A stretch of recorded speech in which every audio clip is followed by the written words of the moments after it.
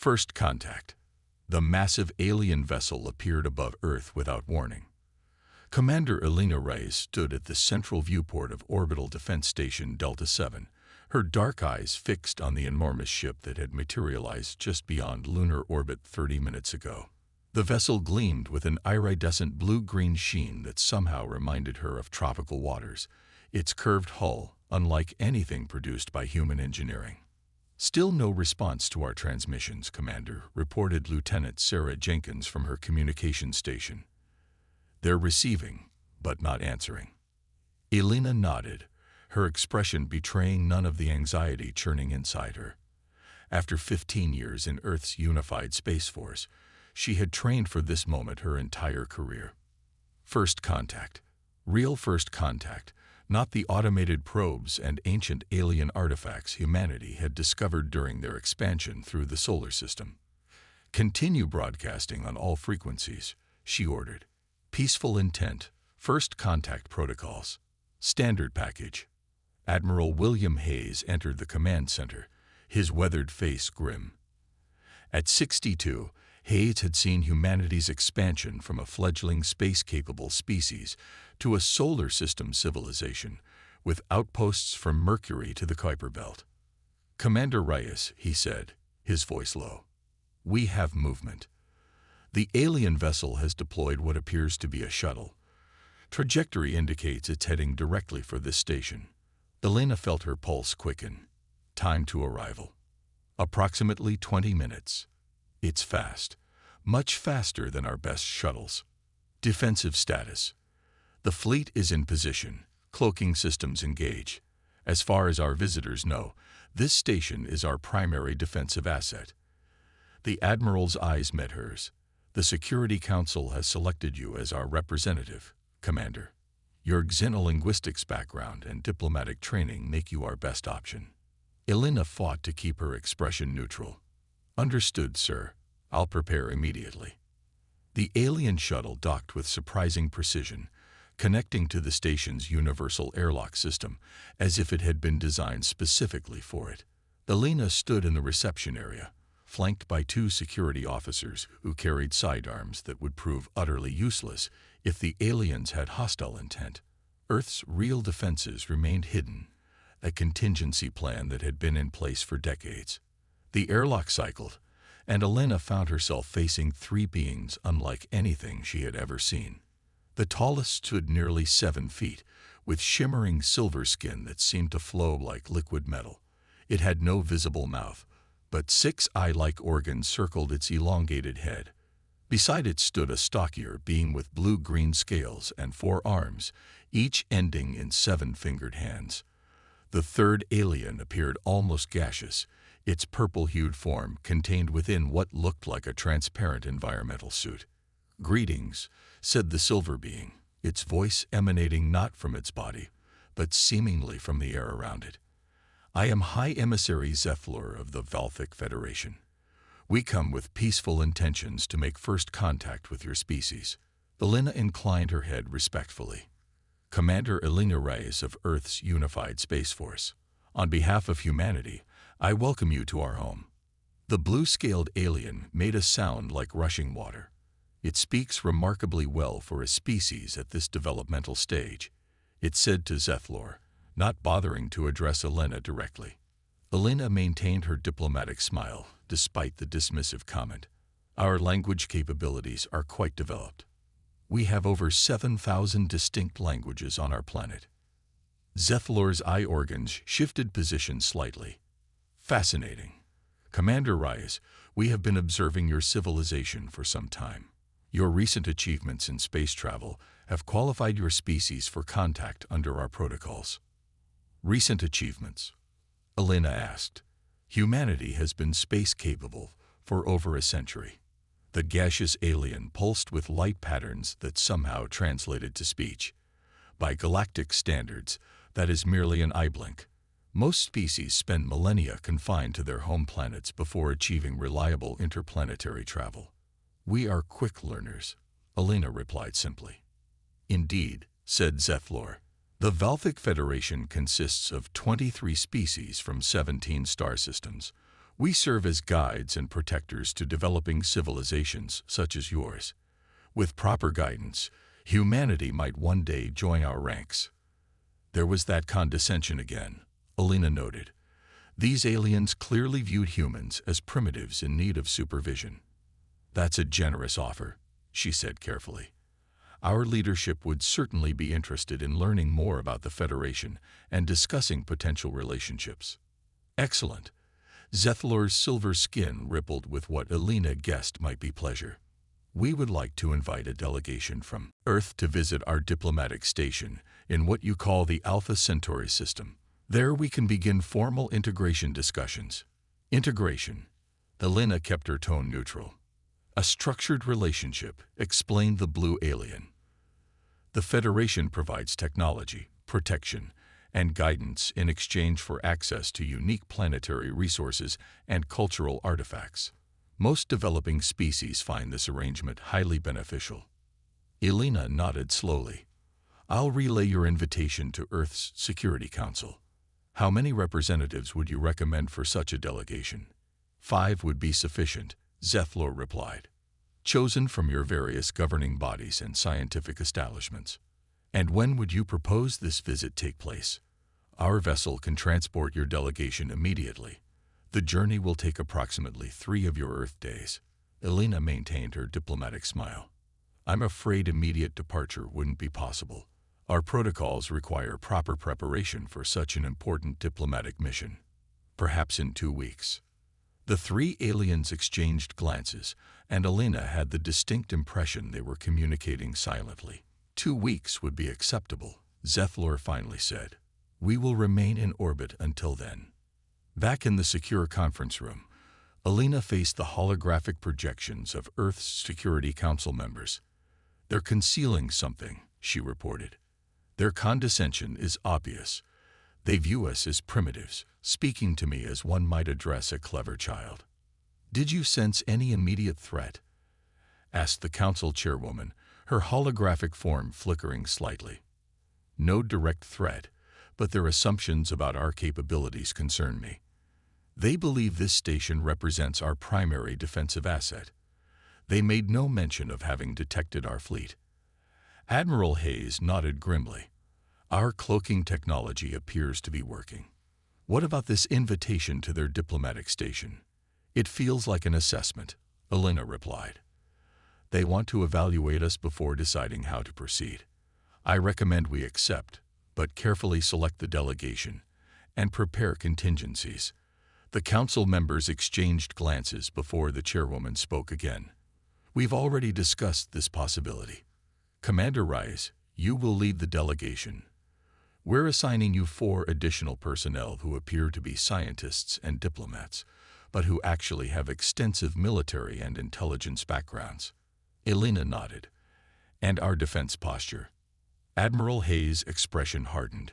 "While you're away, we'll be activating the Phantom Protocol. If these aliens have hostile intentions, they'll find Earth is not the primitive world they believe it to be." "One more thing," added Alina. "They mentioned integration in exchange for unique planetary resources. I suspect they've detected something on Earth they want." "Most likely water," said one of the council members. "Intelligence suggests our planet has an unusually high concentration of fresh water compared to most habitable worlds." "Whatever they want," said the chairwoman, "we need to understand their true intentions before we consider any agreements. Commander Rice, your mission is to gather intelligence while appearing cooperative. Determine what the Valthic Federation really wants from humanity." "Understood," Alina replied, already mentally preparing for the mission ahead. "And if their intentions prove hostile?" Admiral Hayes' voice was grim. "Then they'll discover that humanity has been preparing for this moment for generations. We didn't spread across the solar system without learning to defend what's ours." 2 weeks later, Alina stood with her carefully selected team in the docking bay, watching as the alien shuttle approached once again. Each member of her team had been chosen for both their official expertise and their hidden capabilities. Dr. Marcus Chen, ostensibly a xenobiologist, was actually Earth's most skilled intelligence officer. Professor Imani Okafor, presenting as a cultural anthropologist, had led the military's xenopsychology division for a decade. Captain James Rodriguez was introduced as a diplomatic security officer, but was actually the commander of Earth's most elite Special Forces unit. Dr. Sergei Petrov, supposedly a physicist, had designed much of Earth's advanced weapons systems. As the alien shuttle docked, Alina turned to her team. "Remember, we appear eager to learn and cooperate. We are representing a species just taking its first steps into the galactic community." Dr. Chen smiled slightly. "Just humble humans, grateful for the guidance of our advanced new friends." "Exactly," said Alina. "Let them underestimate us. It's an advantage we may need." The airlock door slid open, revealing Zethlor waiting to welcome them aboard. "Commander Reyes, we are pleased you have accepted our invitation. The journey to our diplomatic station will provide ample time for preliminary discussions." Elena smiled warmly. "We're looking forward to it, High Emissary. Humanity is eager to learn about our place in the galactic community." As they boarded the alien shuttle, Alina caught Marcus Chen's eye. The intelligence officer gave her an almost imperceptible nod. The real mission had begun. While Earth prepared its defenses, they would discover what the Valthic Federation truly wanted from humanity, and whether first contact would lead to friendship or conflict. The shuttle detached from the station, accelerating away from Earth at incredible speed. Through a viewport, Alina watched her blue home planet recede.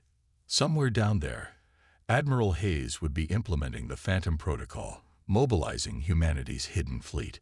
A fleet that had been built not out of aggression, but out of the hard-earned wisdom that peace was best secured through strength. The aliens believed they were meeting a young, naive species taking its first tentative steps into space. They would soon discover just how thoroughly they had underestimated humanity.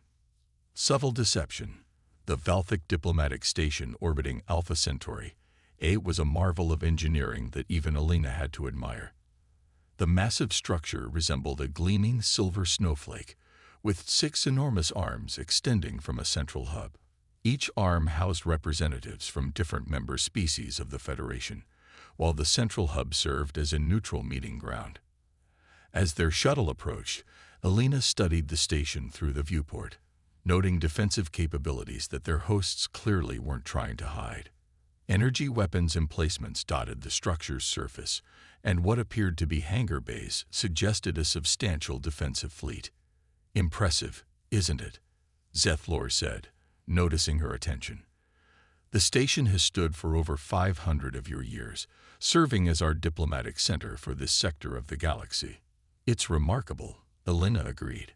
"How many species are represented here?" "Currently 17 maintain permanent embassies, though representatives from all 23 Federation members visit regularly." The High Emissary's silver skin rippled. "Soon, a human embassy may join them." Dr. Marcus Chen, standing nearby, asked innocently, "Are there other species like ours?" "Newcomers to the galactic community, represented here.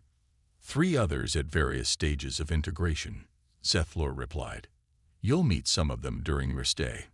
The shuttle docked smoothly with the central hub.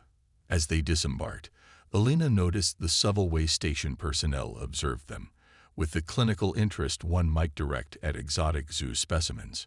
"Your delegation has been assigned quarters in the diplomatic wing," Zethlor explained, leading them through corridors filled with beings of various shapes and sizes.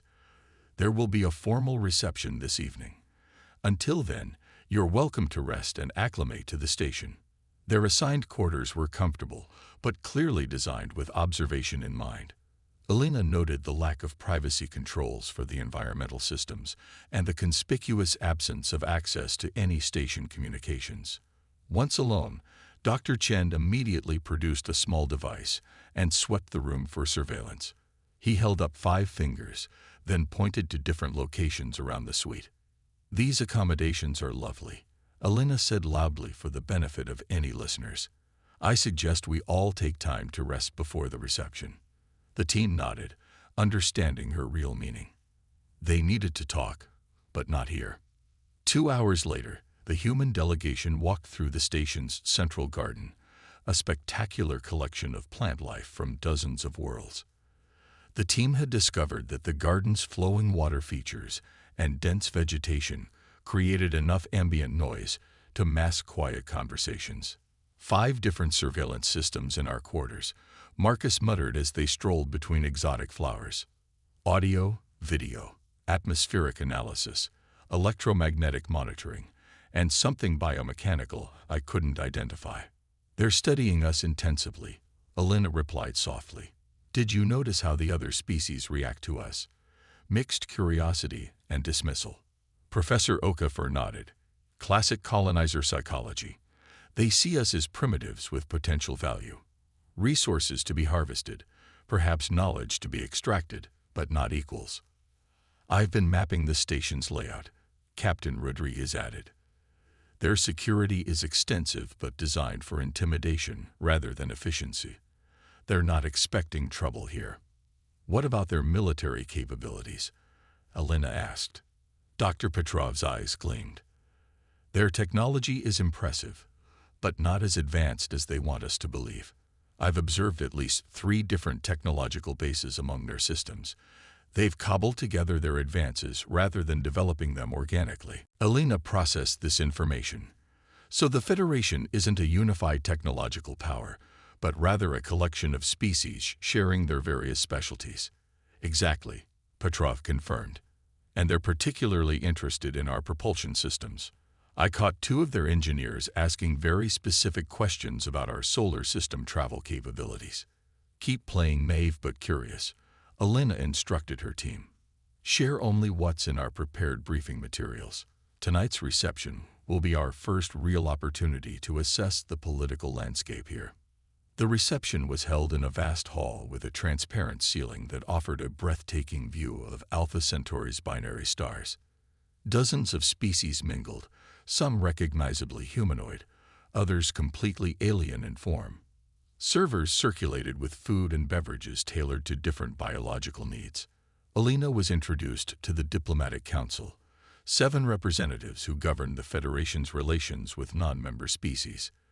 Besides Zethlor, there was Kalaya, a reptilian being with iridescent scales, Missouri, who resembled an upright feline with 6 eyes, Borton, a massive entity composed of what looked like living stone, Sindri, a winged insectoid with compound eyes, Talvek, a being composed of intertwined tentacles, and Kurov, a diminutive creature with translucent skin through which multiple organs were visible. We are pleased to formally welcome humanity's representatives, announced Kurov, who apparently held senior status. The discovery of new spacefaring species is always a celebrated occasion. We're honored to be here, Elena replied. Humanity has long wondered if we were alone in the universe. Finding not just life, but a thriving interstellar community exceeds our greatest hopes. Your species has advanced remarkably quickly, observed Kalaya, the reptilian. Most take thousands of years to achieve what you've managed in mere centuries. We're adaptable, Elena said simply. Indeed, Missouri purred. We've studied your historical records. Your species has a unique relationship with conflict. Elena noticed several nearby aliens paying close attention to this exchange. We've certainly had our struggles, she acknowledged, but we've learned from them. Unity has replaced division as we've expanded beyond our homeworld. Most admirable, said Zethlor, though Elena detected skepticism in the emissary's tone. Tomorrow we'll begin formal discussions about humanity's potential relationship with the Federation. For tonight, please enjoy meeting your galactic neighbors. As the council members dispersed, Elena's team split up as planned, each engaging with different species to gather information. Elena herself was approached by a being that resembled a small hovering cloud of golden particles. You are the human leader, the being asked, its voice a melodic whisper. I represent Earth for these discussions, Elena confirmed. I am Zetherin, observer for the Nimbus Collective. We are not Federation members, merely trading partners. The golden particles swirled in what might have been agitation. Be cautious, human. The Federation's guidance comes with many conditions. Before Elena could respond, Zetherin drifted away, merging into the crowd. Interesting, she thought. Not everyone here views the Federation positively. Throughout the evening, Elena maintained her diplomatic facade, while carefully noting which species interacted with humans and which kept their distance. She observed Zethlor in deep conversation with several military-looking officials, occasionally glancing in her direction. Near the end of the reception, Elena found herself approached by Koroth, the senior council member. "Commander Reyes," the diminutive alien said, internal organs pulsing visibly, "I hope this gathering has been informative." "Very much so," Elena replied. "It's remarkable to see so many different species coexisting peacefully." "The Federation maintains harmony through structure," Koroth said. "Each species has its role, its contribution, its place." The alien's large eyes studied her intently. "We see great potential in humanity. Your resourcefulness, your adaptability, these are valuable traits." "Thank you," Elena said carefully. "We're still discovering our place in the cosmos. We can help with that discovery." Koroth's voice lowered. "Your solar system contains resources of significant interest to us. Water, certainly, but also certain heavy elements rare in this sector. A formal integration agreement would benefit both our peoples." Elena maintained her diplomatic smile. "I'm sure our discussions tomorrow will clarify what each side can offer." "Indeed." Koroth's translucent skin flushed slightly. "Rest well, Commander. Tomorrow begins humanity's new future." Back in their quarters, with Marcus's countermeasures activated to create a small surveillance-free zone, the team shared their findings. "They're planning something beyond simple diplomatic relations," Marcus reported. "I overheard 2 security officials discussing a resource assessment team already dispatched to Sol System." Elena frowned. "They've sent ships to Earth without informing us." "It appears so. Stealth vessels, based on the conversation. I made contact with representatives from 3 non-Federation species," Professor Okafor added. "All hinted that the Federation's protection eventually becomes control. One called them benevolent exploiters. Their military presence here is larger than necessary for a diplomatic station," Captain Rodriguez observed. "I counted berths for at least 50 capital ships in their hangar bays." Dr. Petrov looked troubled. "They asked very specific questions about Earth's asteroid mining operations and our helium-3 extraction facilities on Luna. They're mapping our resources." Elena processed this information grimly. "So while they're evaluating us for membership, they're also assessing what they can take from our system." "Precisely," Marcus confirmed. "And based on their conversations, they expect minimal resistance. They consider Earth's defensive capabilities primitive." A slow smile spread across Elena's face. "That misconception is our greatest advantage." She tapped her communications device, a seemingly ordinary bracelet that contained Earth's most advanced quantum entanglement transmitter, impervious to detection or interception. "Time to update Admiral Hayes," she said. "The Valthic Federation isn't looking for allies. They're looking for subjects, and they've already dispatched ships to our system." 80 million kilometers from Earth, in the shadow of Mars, Admiral William Hayes stood on the bridge of the EFS's Vigilant, flagship of Earth's hidden Phantom Fleet. The massive warship, over 2 kilometers in length, represented the pinnacle of human military engineering, and had never been officially acknowledged to exist. 20 similarly impressive vessels surrounded the Vigilant, their advanced cloaking systems rendering them invisible to conventional detection methods. This was humanity's true defensive capability, developed over decades of preparation for exactly this scenario. "Message from Commander Reyes, sir," reported his communications officer. "Quantum packet, maximum encryption." Hayes nodded. "Display it." He read Elena's report with growing concern. The Valthic Federation had indeed sent vessels to conduct unauthorized surveillance of Earth and its colonies. Their true intention appeared to be eventual resource acquisition rather than mutual cooperation. Status of the unidentified vessels near Jupiter. Hayes asked his tactical officer, still holding position near Europa. Admiral, 3 ships, approximately cruiser class based on their energy signatures. They appear to be conducting detailed scans of our mining operations. Hayes' expression hardened, and they have no idea we've detected them. No, sir. Our quantum detection grid is passive. They believe their cloaking technology is keeping them hidden. The Admiral made his decision. Implement Phantom Protocol Stage 2. Deploy observer drones to track every alien vessel in our system. I want complete surveillance without detection, and prepare a response team. If these observers attempt to move beyond surveillance, I want to be ready to intercept. Yes, sir. And the Council's authorization. Already received. Hayes stared at the tactical display showing the locations of the alien vessels. They came to our home uninvited and under false pretenses. They're evaluating us as a potential conquest while pretending to offer friendship. His eyes narrowed. Let them continue their assessment for now. Meanwhile, bring the entire Phantom fleet to full combat readiness. If the Federation decides humanity is an easy target, they're going to receive a very unpleasant surprise. On the Federation diplomatic station, Zeth'Lor and Koroth reviewed the preliminary reports from their vessels in the Sol system. The humans have established colonies on their moon, Mars, and several large asteroids, Zeth'Lor noted. Modest operations, but efficiently managed.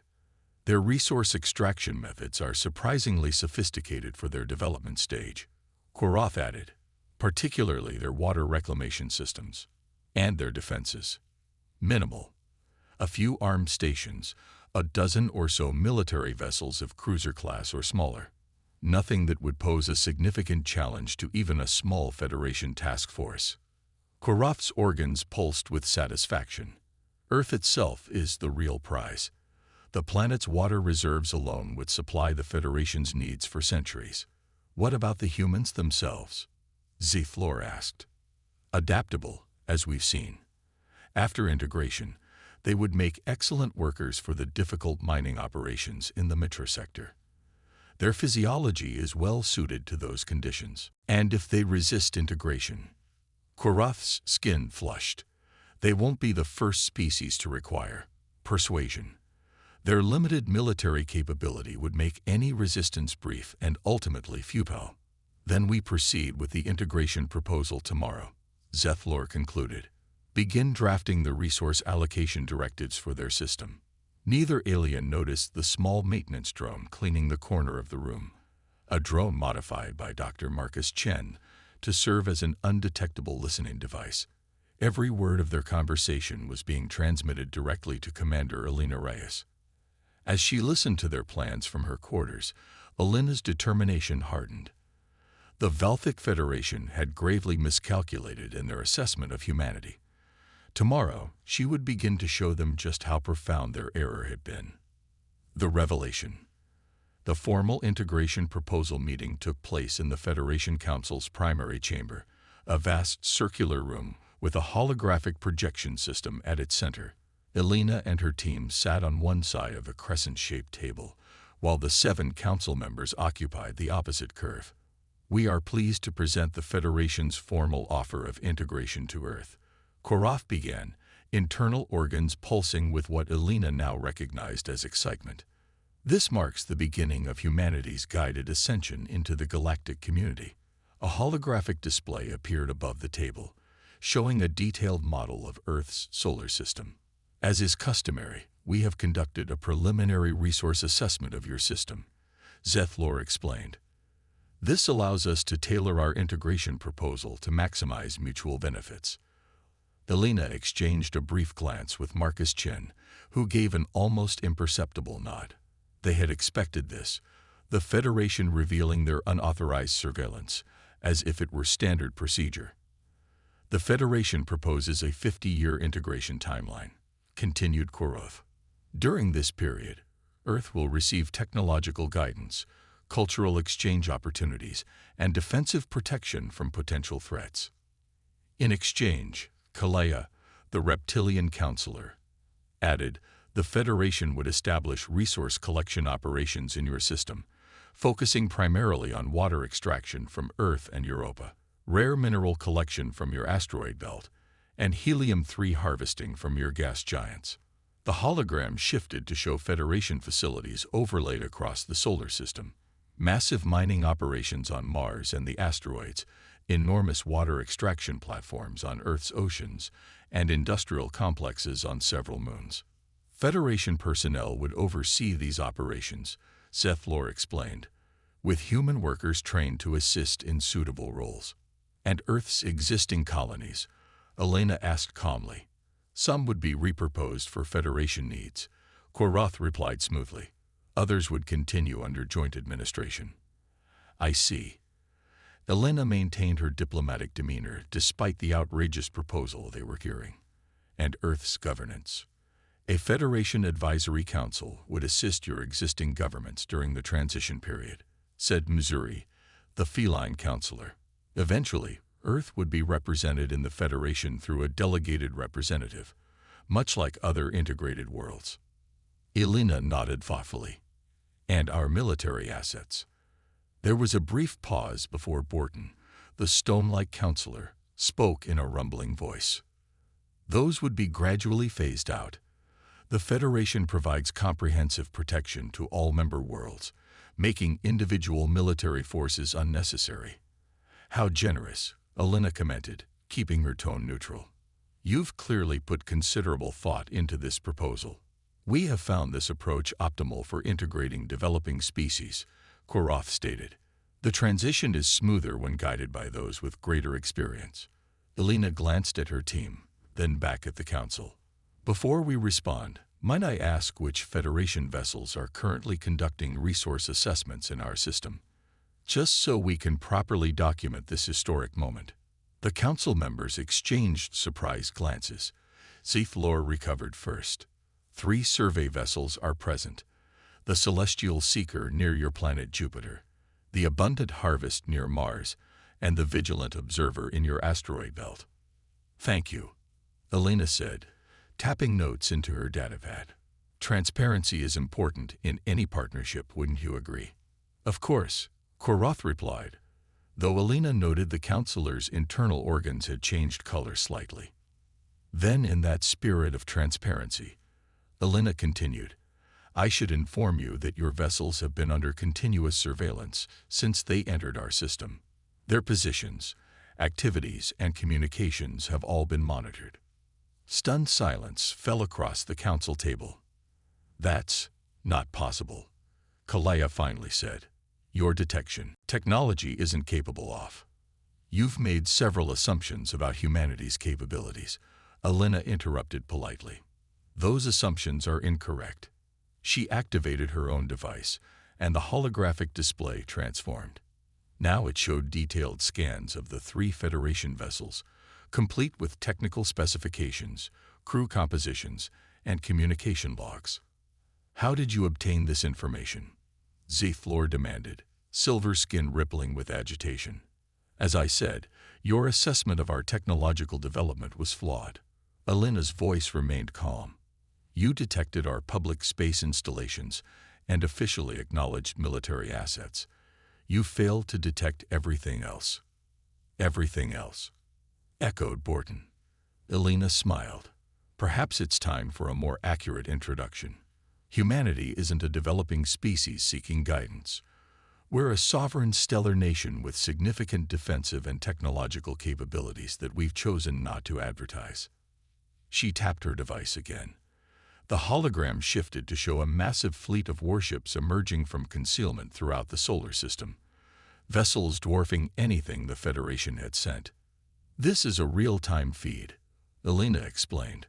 What you're seeing is approximately 30% of Earth's Phantom Fleet, now declassified for your benefit.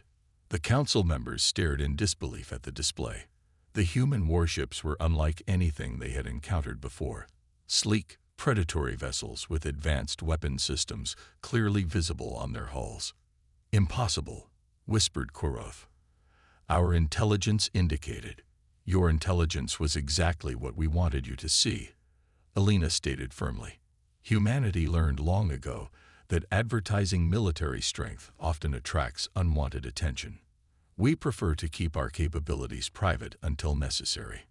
Dr. Sergei Petrov, the weapons specialist, spoke up.